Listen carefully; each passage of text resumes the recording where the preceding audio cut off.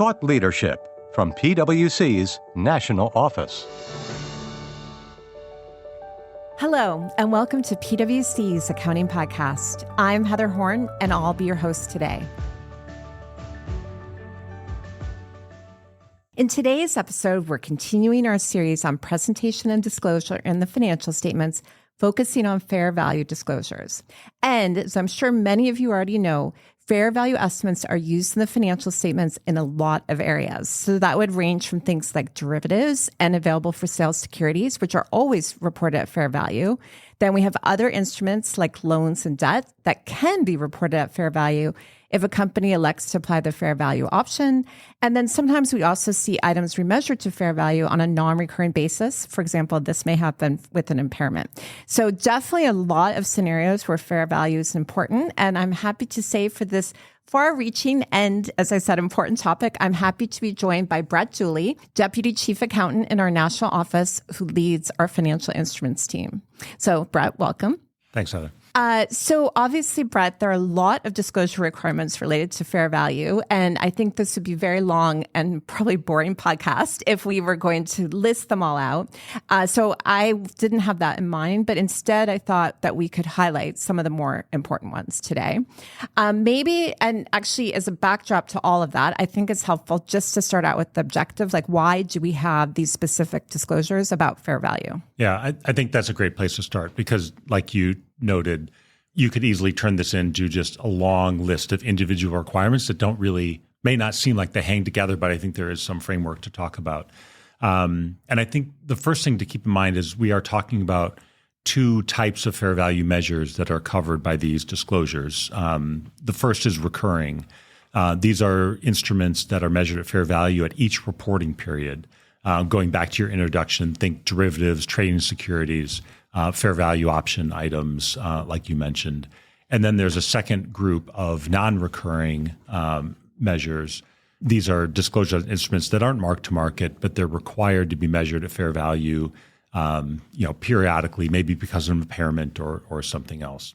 So when I step back for both of these, the goal of the disclosure is maybe threefold around the information needs for stakeholders. One is around the valuation techniques and inputs that are actually used to measure fair value, including those judgments that are made and assumptions being made. So a reader can get a sense of how these fair value estimates are being made. The second we'll talk about is giving users a picture about the uncertainty in those fair value measures as of the reporting date. Fair value is often an estimate, right? And there's a range of the level of uncertainty that may exist in any estimate around fair value. And then the third is helping users understand how changes in fair value affect performance and cash flows. All right, very helpful. And I think in particular, some of the disclosures that help with uncertainty are particularly important from a user perspective. And I think we'll touch on some of those as we get into the disclosures. So maybe with that backdrop, why don't we run through some of the more general requirements that you are required to make for each class of assets and liabilities measured at fair value? Sure. Maybe we start out with some simple things like the first thing you have to disclose is the fair value measurements at the end of the reporting period. Okay, that's a good one. Things that are at fair value and recurring basis, it's just the fair value of the balance sheet date. For non-recurring fair value measurements, it's the fair value at that relevant measurement date. The reason it was remeasured to fair value, and if it wasn't remeasured at the period end date, the date it was remeasured. Then there'll be a whole group of disclosures around what we call the fair value hierarchy. For podcast listeners, this is the fair value levels 1, 2, and 3 that we often talk about, and we'll talk about them again in a bit. But this applies to both recurring and non-recurring measurements. In addition to those leveling disclosures, for some investments in entities like funds, for example, they may qualify for a practical expedient, where the net asset value or NAV or NAV can be used in place of fair value. And these investments wouldn't be disclosed within that fair value hierarchy at all, but would still be shown within that disclosure because amounts need to reconcile back to the balance sheet. So for these types of investments under the NAV practical expedient, there are some additional disclosures. And then there are some investments that don't qualify for that NAV practical expedient, but the fair value estimate of the instrument itself is based off of a NAV. And for those investments, they'd be included in the general fair value hierarchy disclosures we're going to talk about. Within that hierarchy, we've talked about level 3. This is the bucket with the most measurement uncertainty. For those types of instruments, you need to show a roll forward of the balance, and there's several pieces involved in that roll forward. And that roll forward also provide information about unrealized gains and losses that are showing up in the P&L or maybe in OCI. We often think of fair value measures as applying to financial assets, but there's a piece in here for non-financial assets too. So for recurring and non-recurring fair value measurements for non-financial assets, the guidance requires us to compute fair value based on an asset's highest and best use that would maximize its fair value. But we know that for business purposes, sometimes that actual use of that asset is not its highest and best use from a marketplace perspective. And so if the current use is different from that highest and best use, you need to disclose that and also why. A lot of what we talk about today will make a lot of sense on an individual basis if I just have one thing. Yes. But often you're not valuing one thing, you're valuing things in a portfolio. And there is a accounting policy election to apply a portfolio exception to value certain financial assets and liabilities on a net basis. And if you take that election, that needs to be disclosed. And then, maybe one other thing to remember, for all disclosures, and the fair value disclosures, I think really emphasize this. It's important that the users are able to reconcile this information in the disclosures back to what's on the balance sheet. So you make sure you've got completeness and they understand where that shows up in the footnotes. All right. So Brett, definitely a long list there. And I want to emphasize one point that I asked in my question, but I think it definitely could have easily gotten lost there. So when you're making these disclosures, this is not everything all clumped together, but it's really supposed to be for each class of assets and liabilities. And I think you touched on that, but I also think it's easy to get lost. And also then how do companies think about what is a class of assets and liabilities? Yeah, so there's some judgment involved in that when we can talk about how to group assets. Generally you're looking at the nature of the assets, the risk involved.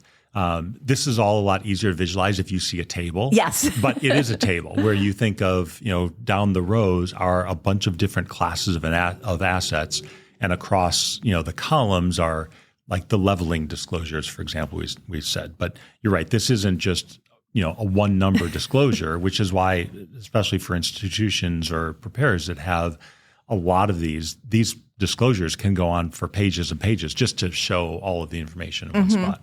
Makes sense. All right. Well, let's move on then. And we talked a bit at the beginning about one of the reasons for these disclosures is so users can understand uncertainty in the financial statements. And I think one of the biggest places that can really help understand that uncertainty is the fair value hierarchy disclosures.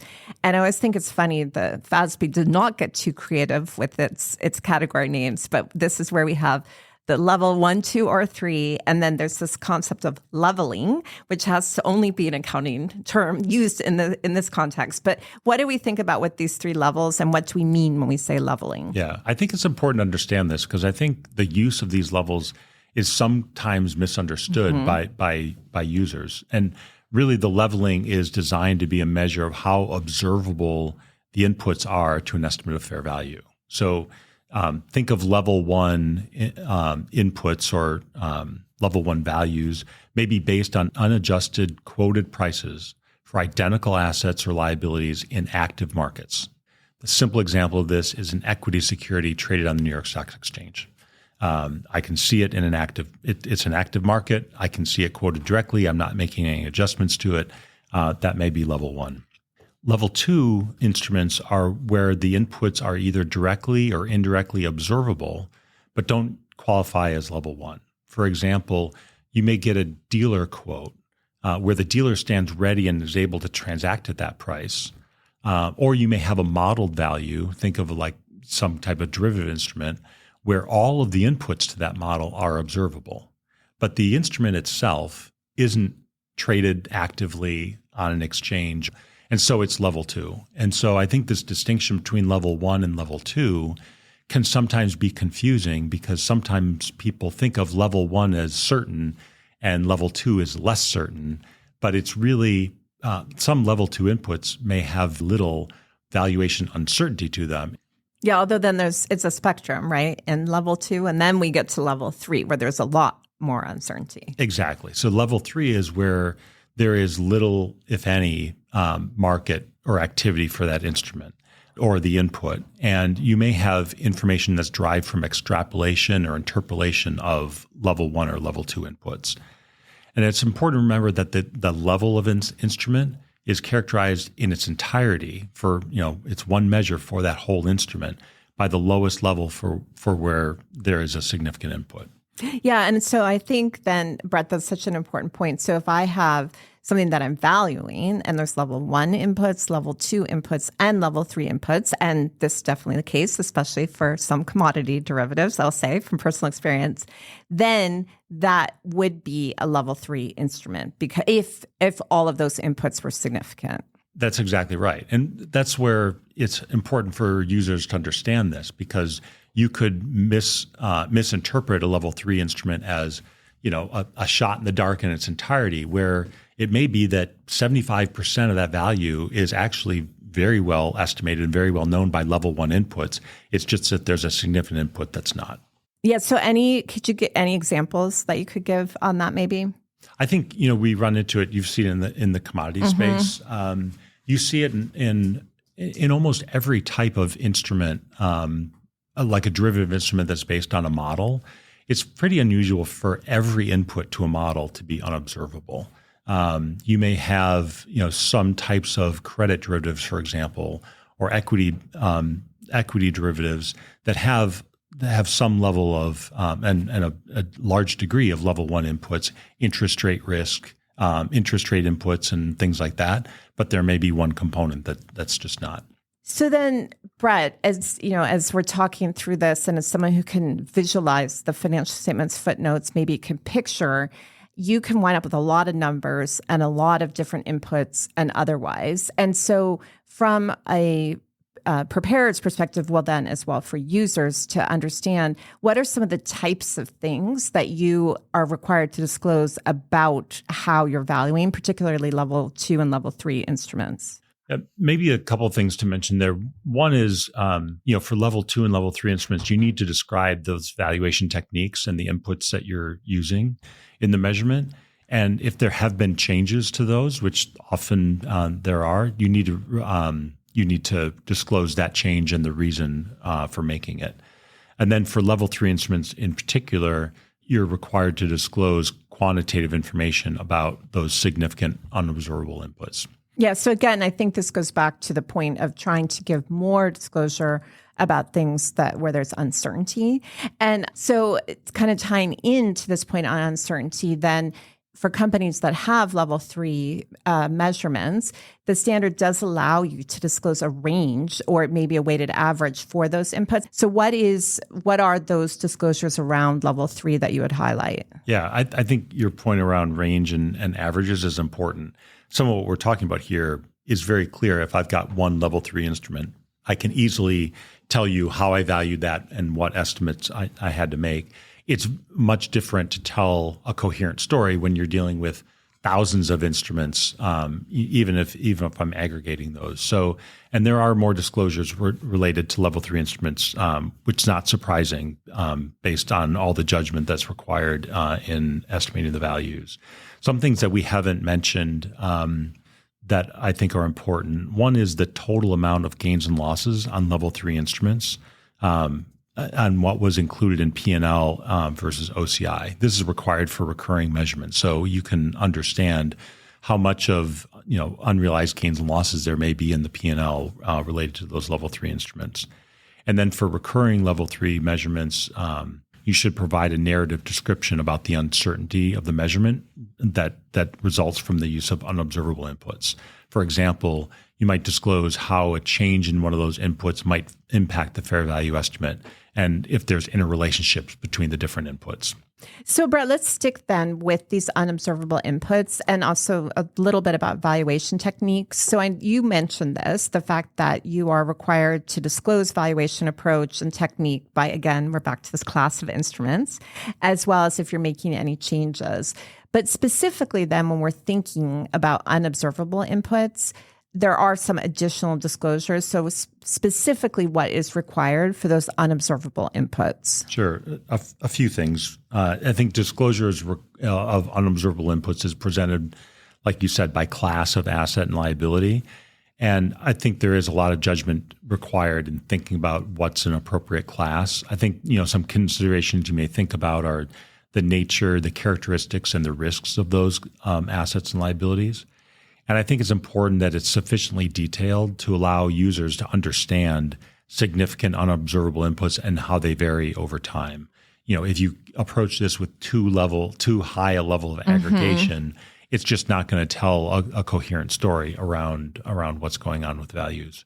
And for listeners here who have this situation, I think Chapter 20 of our financial statement presentation guide has some additional factors that an entity could consider in thinking about that level of disaggregation. Right. I think that's helpful. And I also think, Brett, getting this level of disaggregation right is important, because if you are aggregating things that don't really quite belong together, and then you have an anomaly in some period and you need to start splitting things out, I think that can cause additional complexity, versus if you've kind of set things right to begin with and been able to explain those to begin with, I think it helps from an ongoing consistency point of view. I think that's right. And sometimes you talked about the ranges and use of weighted averages. If you have too much aggregation, those ranges suddenly will not make any sense. Yes, exactly. All right, so definitely a lot. And for companies dealing with a lot of level 3, obviously dig in more to the guidance. And again, I think getting the disaggregation right, and as well as making sure you get all these details right, is important.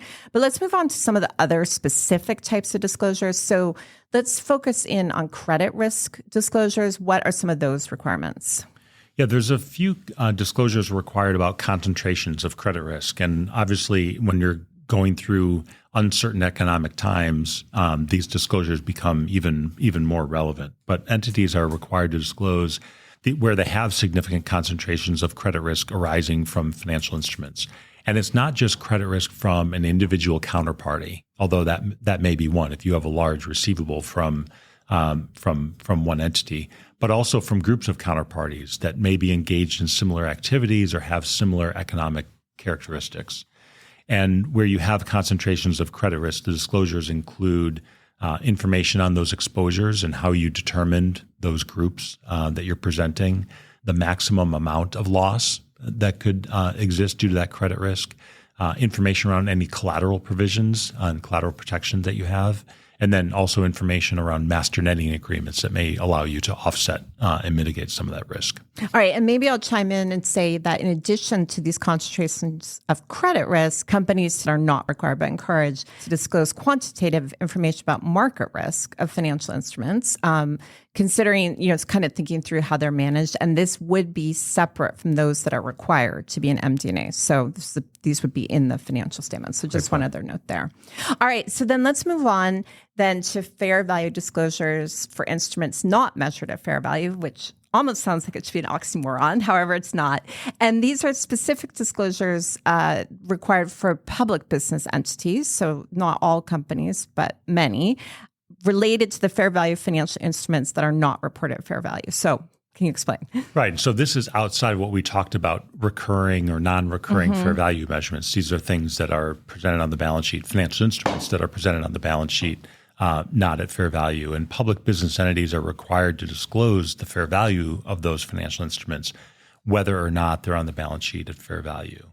There are some scope outs from that, things like employer plan obligations for pension benefits, but they apply pretty broadly. And there are also some additional disclosure requirements depending on specific instruments. For example, equity instruments without a readily determinable fair value. So even if you don't think you have these things, these instruments measured at fair value, there's still some disclosures that you should be digging into. All right. Definitely don't want to miss those. So then I mentioned this at the very beginning. There's also, in some cases, an option for companies to measure things at fair value, conveniently known as the fair value option. And very creative again, right? Exactly. Really give them credit for that. So Brett, what are some of the places where we see the fair value option popping up in the literature? Yeah, sure. There's actually two key standards that have a fair value option that are covered by what we're talking about today. One is in the derivative and hedging guidance, that there's a fair value option for some hybrid financial instruments that have embedded derivatives that would otherwise require separation and separate recognition. But I think generally when we talk about fair value option, people are referring to financial instrument guidance in ASC 825 that provides for an election for a wide range of financial instruments. All right. And that's sort of the one I think when people say fair value option that they're really thinking of. But this one is interesting because because the way this is applied, it can result in a lack of comparability across entities because let's say you have the same instruments I do and one of us selects fair value and the others don't. But what are some of the things in terms of how the fair value option is applied and then how you think about these disclosures?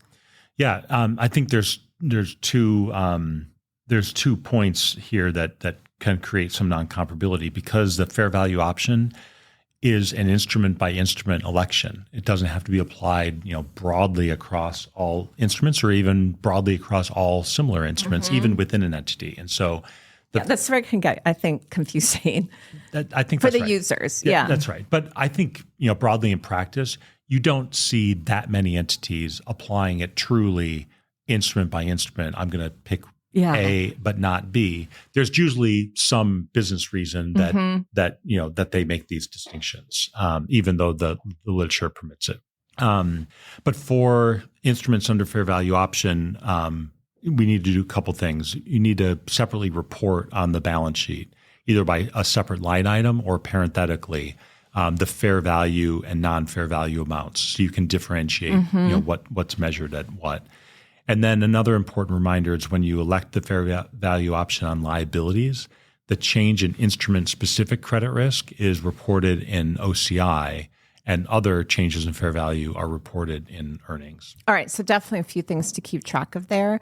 And then hopefully this goes without saying, if you have instruments that are accounted for following the fair value option, you have to make all of those other disclosures we talked about before and some we didn't get into.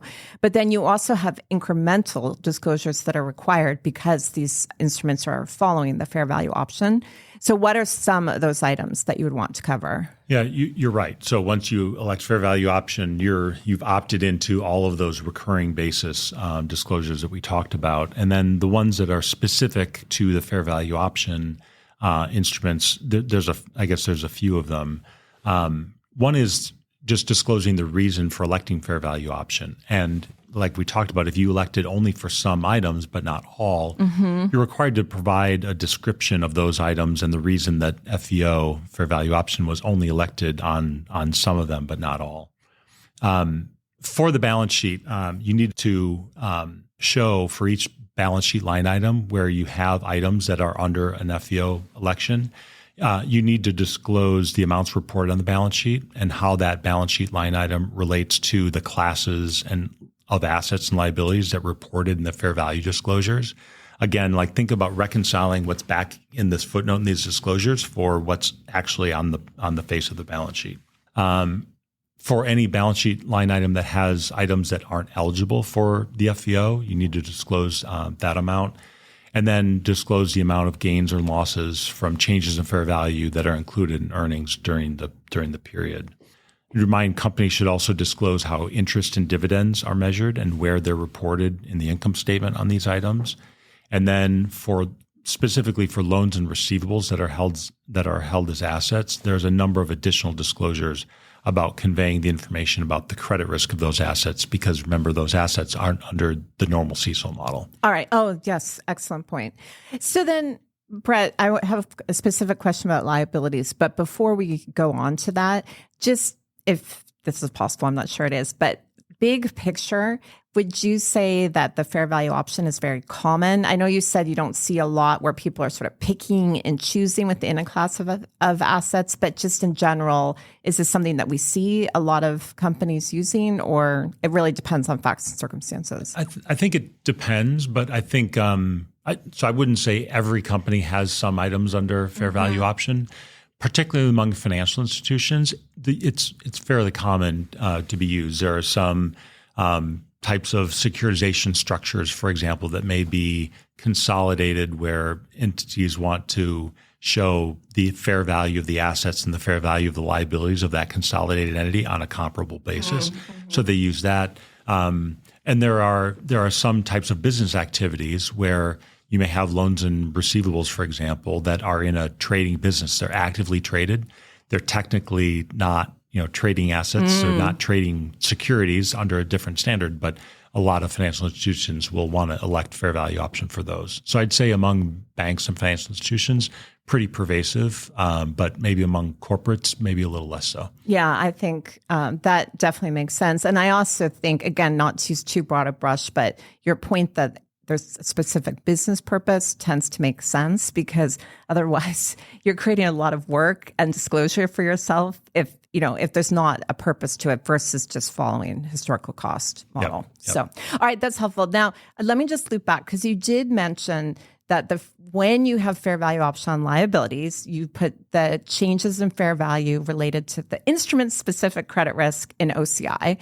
And I know there's some additional specific disclosures you need to make related to those amounts. Yeah, this all came about, obviously, because when people were looking at liabilities that were measured at fair value, I think a number of constituents thought it was a little odd that when you elected FVO on a liability, if a entity's credit was deteriorating, the value of that liability would go down, and that actually creates a gain for the institution, and vice versa when your credit improves. And that is a little counterintuitive. And so rather than having those gains and losses that are issuer specific impact P&L, the model was changed so that those changes are reported in equity or in AOCI.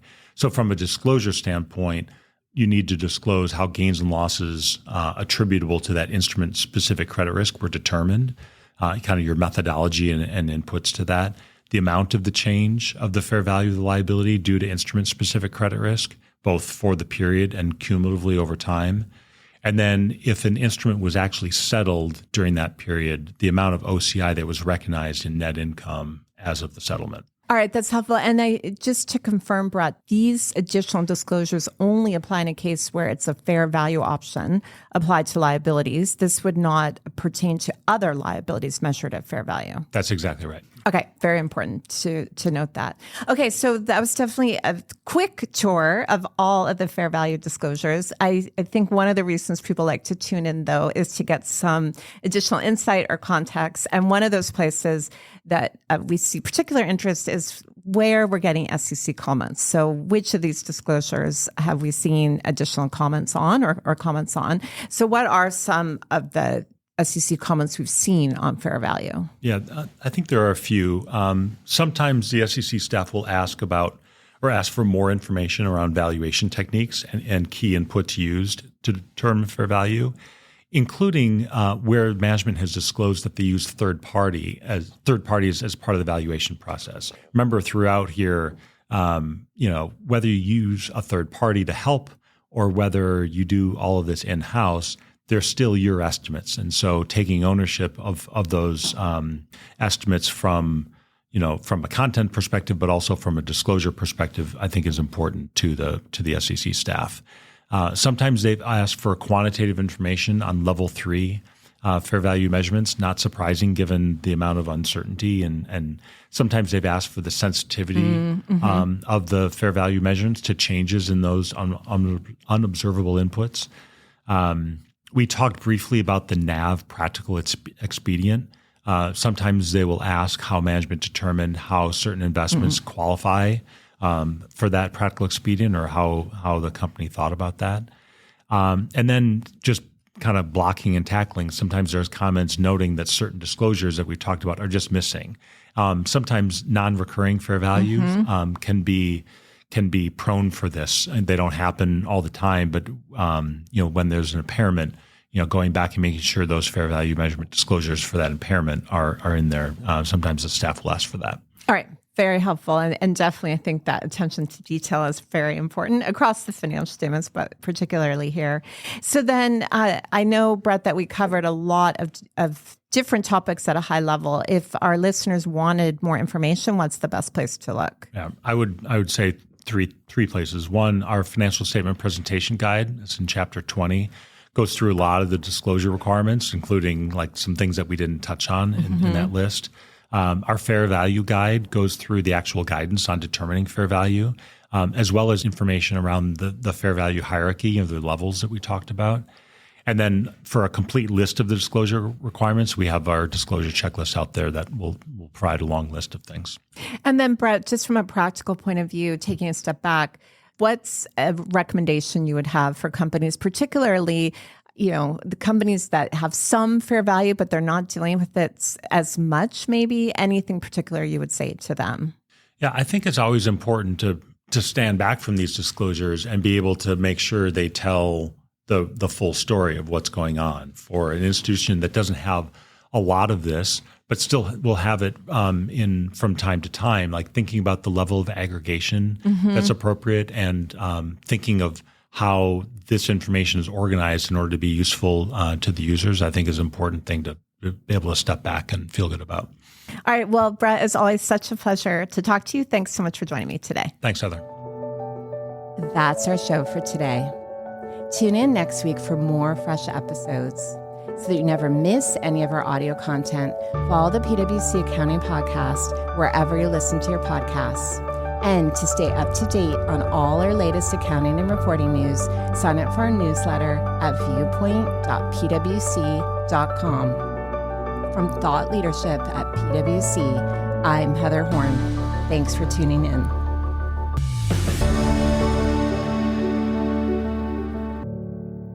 This podcast is brought to you by PwC, all rights reserved. PwC refers to the U.S. member firm or one of its subsidiaries or affiliates, and they sometimes refer to the PwC network. Each member firm is a separate legal entity. Please see www.pwc.com/structure for further details. This podcast is for general information purposes only and should not be used as a substitute for consultation with professional advisors, including accountants and lawyers.